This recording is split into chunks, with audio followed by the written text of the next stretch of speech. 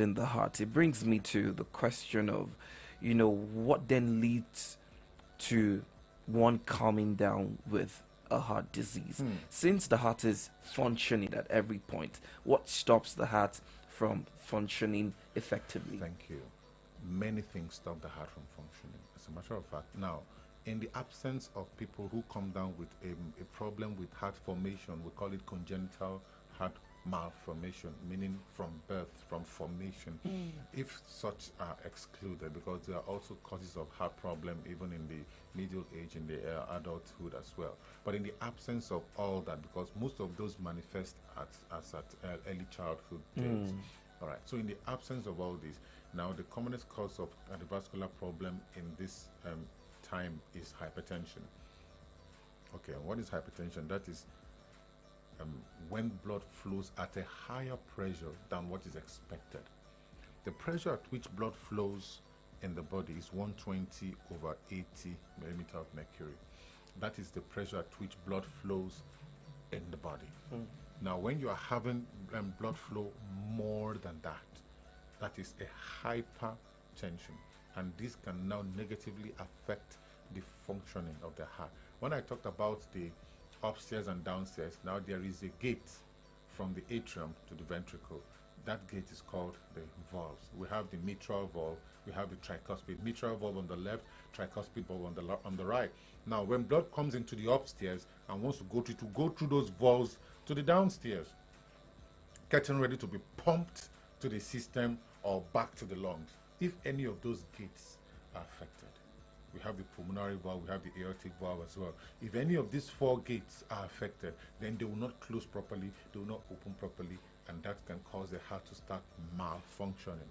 That's the origin of cardiovascular disease, and this can spell doom for the body if it's not detected on time or properly managed. So what causes it? You mentioned, the early stages from birth. Are there other factors that leads to that? Yes, I've talked about hypertension. Hypertension, yes, one. Yes, I've talked about the diabetes. Then we have infective conditions like infective endocarditis, and a barrage of medical ailments that can cause heart diseases to develop. But like in part of the world, we mostly dwell on the common because it's a common things occur commonly. So the hypertension is that which is very common. Prominent. As a matter of fact, if you see somebody with hypertension in the next 5 years, if that person is not regular on medication, he or she will develop what is called hypertensive heart disease. That's a cardiovascular disease. It can lead to pulmonary embolism, it can lead to sudden death. A lot of things can lead to heart attack, myocardial infarction, so many things, and most of these things are deadly. They really don't have a profound cure when the disease is in full swing, meaning they needed to be diagnosed early so it can be treated. I asked because you didn't mention obesity, and I read somewhere that it's also a major factor. Yes, obesity is just like we're not having much of that as a challenge in this part of the world. Yes, I think other it's climes worthy of note that, as a matter of fact, when I see people who are obese, the first thing I think of is, now how is your heart coping with this, your size? Kind of. Yes, because you expect that the heart should cope with the size. You can't be weighing above 100 kg and then you have a heart for the size of a 60 kg man. The heart will try to measure up, and that's where problem sets in. So it is a factor. It's just that in this part of the world, we mostly have people with hypertension, diabetes, infective endocarditis, myocardial infarction, atherosclerosis, that is the presence of fats circling inside the blood vessels, blocking the flow.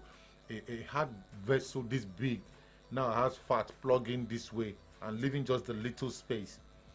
And you still expect that vessel to serve major organs with just the little space. Then the blood coming with the pressure now keeps hitting on that tiny space and then coming out with a higher pressure. All this can affect. These organs can fail. There can be a dislodgement of the embolus, and it can block a smaller vessel and completely block the space, and that can be deadly. That can be fatal. Are these the factors that leads to someone coming down with a heart attack? Yes, of course. Yes. Now, you see, the Igbos say whoever blows the pipe remembers to clean his nose. The heart is such an organ that also remembers to circulate blood around itself. because as it is functioning, the muscles that are contracting and pumping blood needs to be supplied too. It's just like in a party, and then you employ a professional pounder to pound yam that you want to feed. Imagine this is a kitty festival, you want to feed like 800 people, and then you get pounders and you put them in the room or in the shed where they are pounding from morning till night, and you won't feed them, and you expect them to continue pounding yam that people will eat. They will just tire out and probably collapse. So as they are pounding, and imagine one of them who has so much energy, and for the past 3 hours he's been pounding, and then you say, come and eat. Say, whoa, whoa, I'm busy, I have a lot to do. At that point, whoa, give me the food. Oh yeah, open your mouth. He's still pounding, and you are feeding him. That's how the heart is. As it is pumping blood, the blood too is circulating around itself to say, oh, so yeah, give us more energy so that we can continue pumping. Now, if any of those vessels are blocked by fats, are blocked by blood clots or anything, that is one of the primary causes of heart attack, because it would mean that part of the heart muscle will die from no supply of oxygen and nutrients, and one part dies, in no time the whole heart stops working. So I'm trying to ask why you hear cases of people just suddenly falling down and they slump. That is it. Because I also read that heart diseases are sometimes asymptomatic. You don't see it coming. A lot of them are not symptomatic. Yes, and that's why they just only drop dead. There is something also called sudden death. Yes, it just stops working. Yes. In fact, I witnessed one several years ago somewhere in Udrona. I was walking along the line of Lady of Apostle Secondary School, and then the guy was in suit carrying the portfolio, and all of a sudden, just a few steps ahead, I noticed people had gathered around. What happened? By the time he was turned over, he was lifeless. He was lifeless. He was gone. So what can I do as an individual? I mean, to ensure that it doesn't come down to that. Since I won't see any sign that my heart is failing. That's why it's vital for everyone. If you're age 35 and above, make it an habit to go for checkup. It's simple. From going for checkups, spontaneous checkups, lots of diagnoses are made that can be managed to prevent trouble. Yes. So that's just the basic thing. Go for checkups on time. Do ECG, do echo, do chest x-rays. All those things, when they are done on time, you can pick something and quickly take care of it. Fair enough. So if you're in an emergency situation where someone slumps, Yes. and of course maybe the distance from where it happened to a hospital It's quite is far. quite far, is there something that can be done? First things first, check for your heart. Check the chest. Is there heartbeat? If yes or no, pump it. Do a cardiac massage. You put your left hand, you put the right over the left, and then kneel by the side of the chest on the left side, and place your hand gently and pump, pump, pump, pump. Then call for help so that you can probably get somebody to do a breathing. Now, because of the situation in the country and a lot of things involved, you can just get a clean cloth placed over the mouth and do a mouth-to-mouth resuscitation. So anybody with paramedical training can quickly just do a heart pump. The other person does a mouth-to-mouth, and then that way we can at least get this person back to the point of spontaneous breathing, and then you can now Take get them to a car and take them to an hospital. Unfortunately, nowadays, you know what people do? When they see such a situation, first thing first they think of is to steal from the person. I was at an accident scene 2 nights ago, and then it was an accident. It was a car that ran into a tricycle, and one of the victims was brought in without shoes, without phone, nothing, no bag, nothing. It's all been stolen. We even had to run because we needed to get the relatives, so we needed to get to the place. We ran to the scene, nothing was found. And the whole thing, it really ended in a bad way for that person. It's unbelievable. God help us. Well, if you are watching us live, we're streaming on Facebook and YouTube, so you could take advantage of these platforms and join in on the conversation. We're talking about cardiovascular diseases this morning, and Dr. Chukwuma Okoli, of course, is lending credence to the conversation. My name is Vic Riches. If you have questions in that regard, please do send in those questions on the comment section at Solutions 939. You can also text on WhatsApp or regular text to 0904 422 2939. 0904 422 2939. For calls, do call into the studio to ask your questions with these numbers: 0909 888 9939 or 0912 222 2939. These are the numbers you could reach out to me this morning. So let's continue with the conversation. I mean, you've heard about emergency situations because I've seen a couple of that in movies, and the next thing they're dragging the person into the car. I don't even know if that whole struggle can escalate It can. the issue. Yes, it can, because if the situation was caused by a partial blockage of the vessel, attempting to move that person can now cause what is called thromboembolism. Now you can now remove the thing from where it is and now cause thrombosis and embolism somewhere else. That it will go and now completely block a smaller place, and then that can be fatal. So it's best call an ambulance. You can just check, pump the heartbeat, and then call an ambulance. Let them take away. All these things that we're talking about, we're speaking English. Where is the ambulance? When was the last time you saw a government-owned ambulance? All we see are private hospital cars driving everywhere. When was the last time we saw a government-owned ambulance, or we saw them responding? All we see from the government is what's this thing? This car that carries water up and down. But that's just occasionally you see them driving around. Where are those parastatals? Where are those things? Where are they? I'm glad that you mentioned it. I mean, if you're a government official listening this morning, we have a lot of work to do in our health sector. You know, we can't keep giving data of mortality rate when we've not done anything to mitigate, that from happening. What's the relationship between, heart diseases and stroke? Thank you.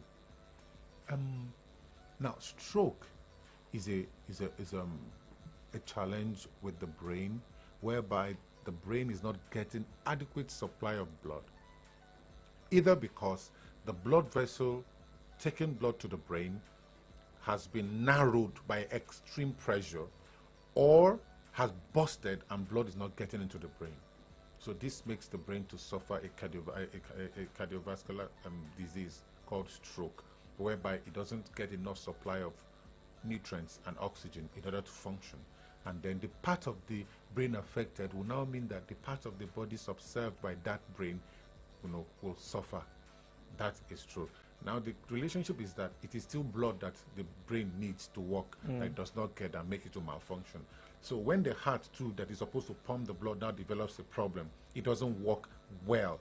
Because it's not working well, the brain too suffers from, it's just like there's no enough salary, and then you say, maybe we'll pay the junior staffs and leave the senior, or we pay the senior staffs and leave the junior.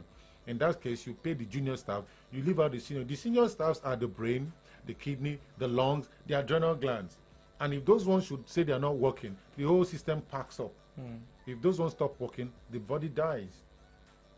The junior staffs are the muscles, the bowels, and other things. But then everything else, of course, comes together to make a whole system. So you still have to fix what the problem is. It's either the heart, the generator, that is not working. You fix the generator so it can continue to supply power so that the head can function. Is every stroke disease a functionality of the heart failing? No, not necessarily the heart failing, but a heart that has an issue, especially with respect to blood pressure.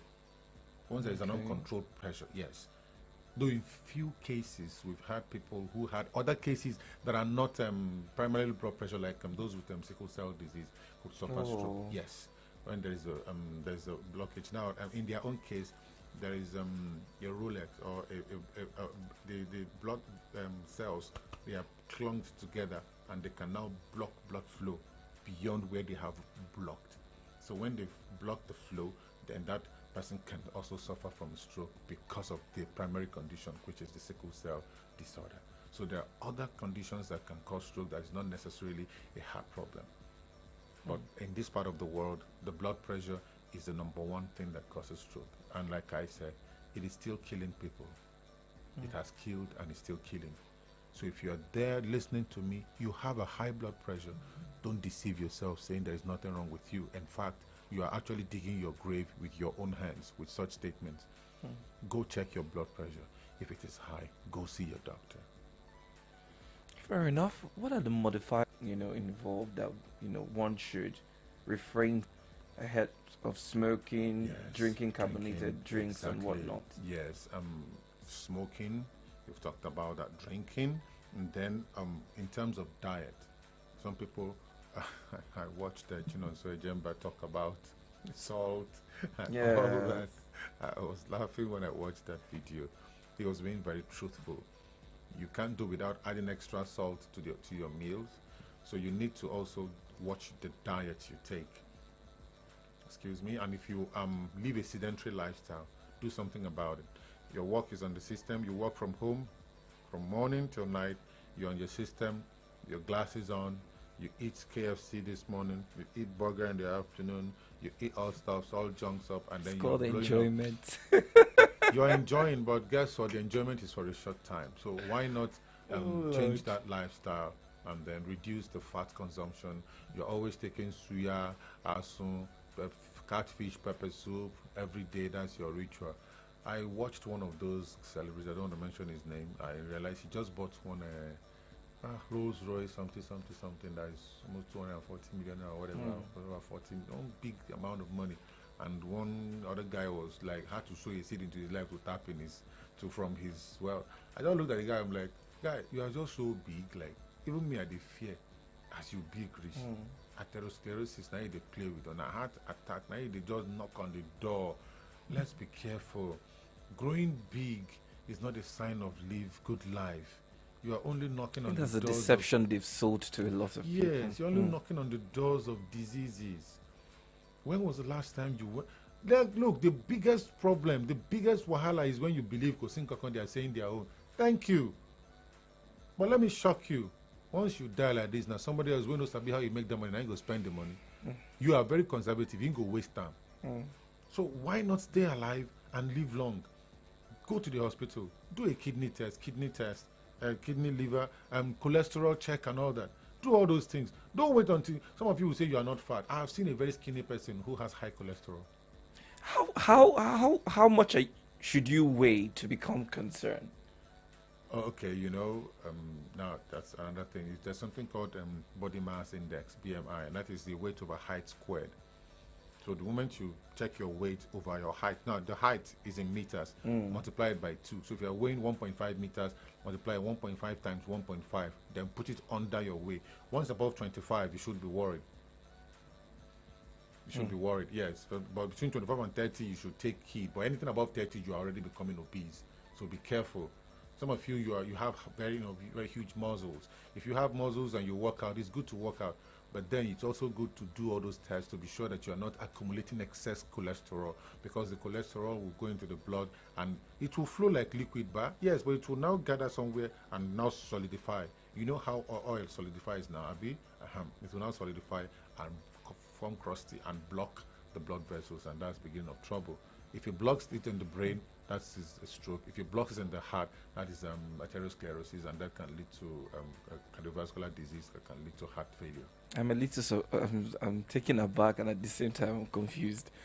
Working out, they say, would help you burn calories and whatnot. Yeah, At the same time, you're saying you can be working out and you're building up high. No, what I'm saying is it doesn't happen for everybody. But working out is good. Please work out. But what I'm saying is, aside from working out, go check. Do all these regular checks. They're important. So don't just say because you're working out, you eat chicken laps, you eat 10 in a day, you eat 15 crates of egg. Because you're working out, you take 2 gallons of milk. Well, these things that you mentioned are said to be the actual diet.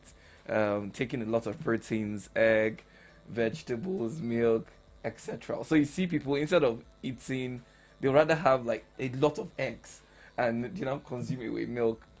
So it's just a lot of calculation if you think about it. What do you now have to do? There's balance, checks and balance. You have to balance the whole situation.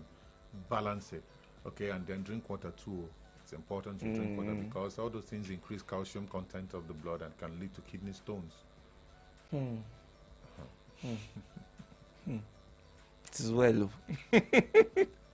So, I mean, when you discovered that in a case where someone's heart is already failing, are there like medications? I hear of an injection or whatnot. Are there Yeah. Yes. procedures to that? Yes, we have stages of heart failure, stage 1, 2, 3, 4. So it depends on the stage. When you diagnose, you stage the person, and then, of course, as a cardiologist, you diagnose, you stage the person, and you start treatment. So it depends on the stage, but whichever stage it is, you can still manage and optimize the person the best you can. But remember, we live in a world where people get tired of taking medications, where they don't want to be seen swallowing pills. But the truth is, are you living your life in the window for people to see, or you're living your life for yourself? Stay healthy. Do what you have to do. Follow instructions. I always tell people, if you follow instruction, you will be safe. If you don't follow instruction, whatever you meet is what you get. So it's just necessary for one to pay attention as it is and follow instructions.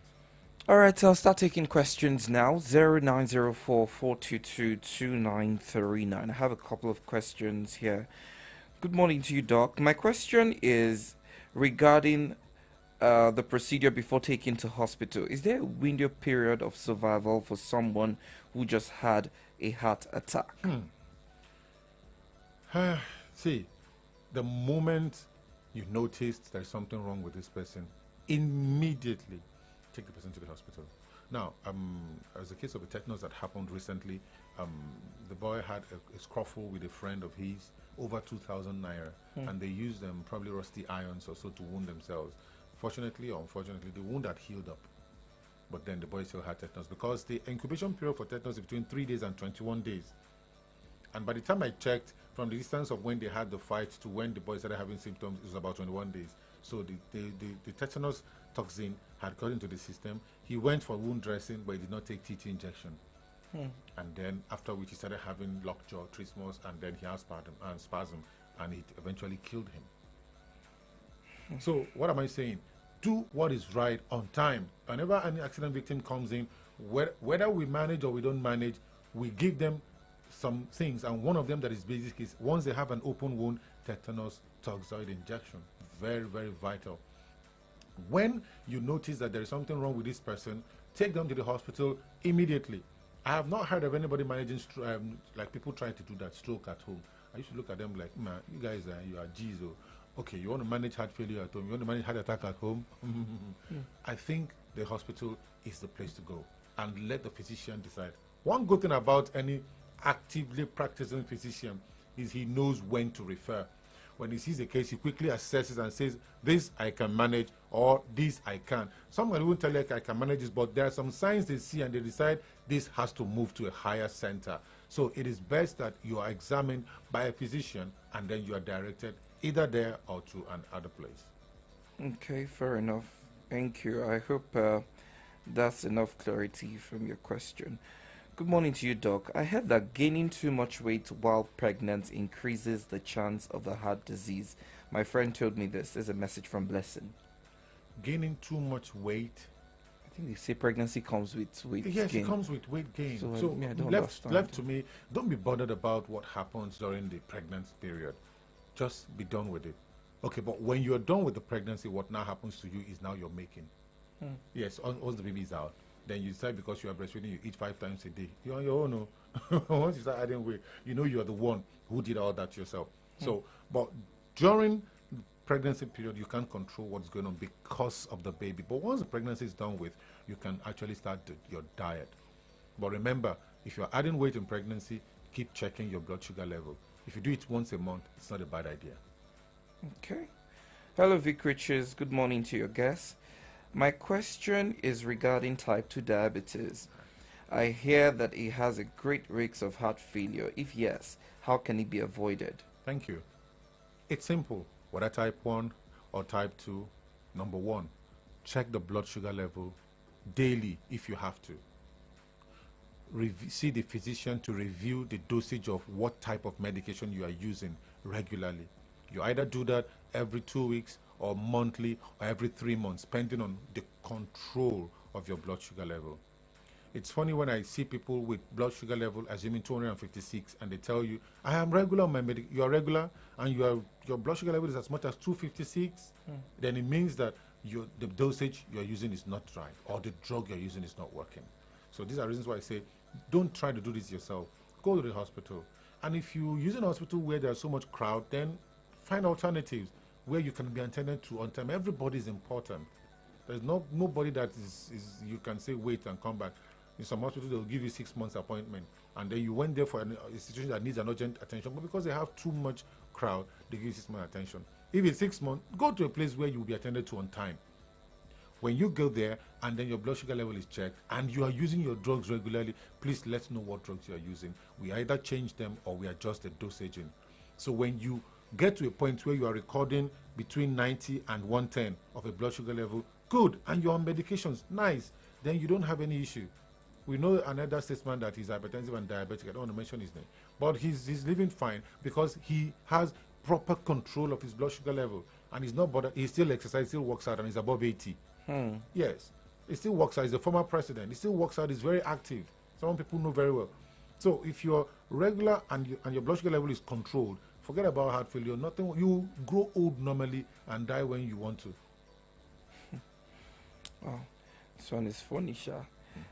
Doctor, good morning. Oh, I have a question. Oh, my question is: people say that if you sleep longer than 10 hours, you will come down with a heart disease. Motivational speakers say we should not sleep more than 8 hours. I don't even know which one to do as it is. Oh, please, let me ask one funny question. Even the 8 hours, who they sleep 8 hours? No, but 8 hours, if you sleep around 10. And you woke up 6. Is that not up to 8 hours? That's 8 hours, That's 8 hours. Well, it's good. If you do 8 hours, it's fine. But 10 hours, I bet, nah, let's What are you happen now. 10 out of 24. Now only 14 remain. But then, I beg, don't sleep 10 hours. Please, you don't need that 10 hours thing. 8 hours is good, okay? That's a third of the day. And well, that means you would have slept for a third of your life. No, it's Well, crazy. at a Actually. serious level, you don't need 10 hours. You just 8 hours is good. Actually, it's 6 to 8, depending on your age, okay? 6 to 8. And sleep is not the issue. The point is, do you exercise? Don't wait until sickness comes before you start exercising, you know.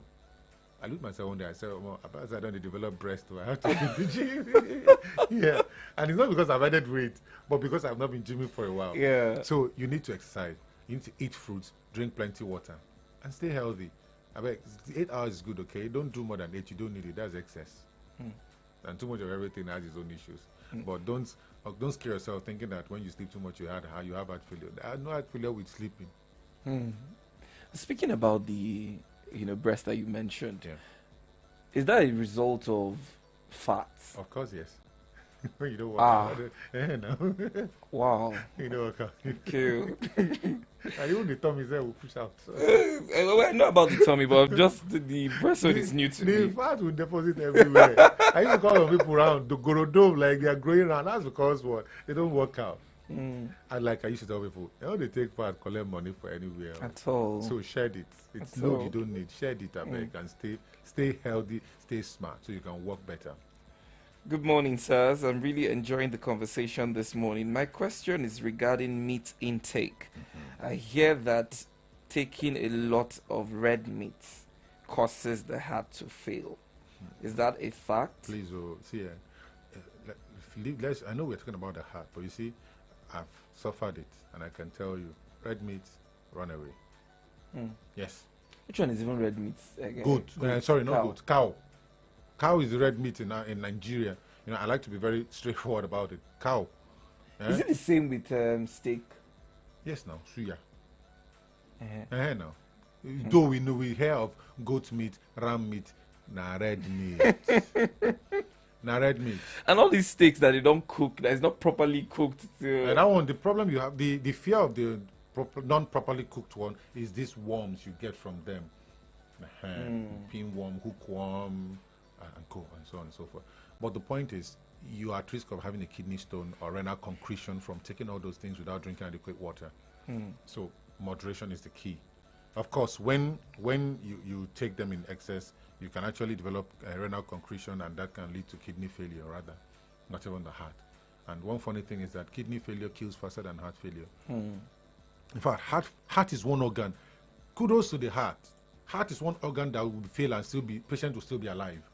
And you will say heart failure patient and you are still monitoring. And you've seen somebody who will say he had heart failure 5 years ago and he's still managing it. How many people do you hear about who had liver failure and kidney failure 5 years ago and you're still seeing them around? It's just a month, they are gone.